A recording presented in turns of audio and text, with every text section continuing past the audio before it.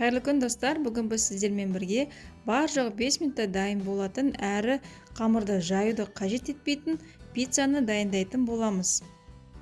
Ол үшін қызып тұрған табаға аздап сұйық майымызды құйып, лавашымызды саламыз. Үстіне жұмыртқамызды құямыз.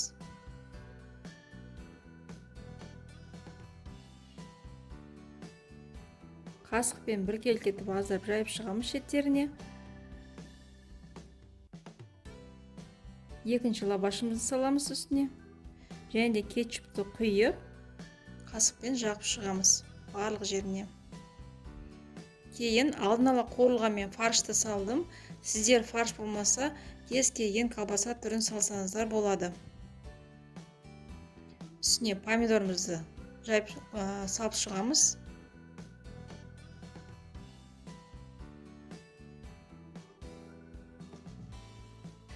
Және алдын ала үкіштен өткізген сырымды саламыз.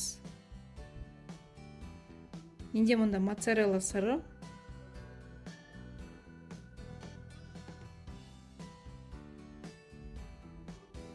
Жай отта дайын болғанша қақпағын жауып қоямыз.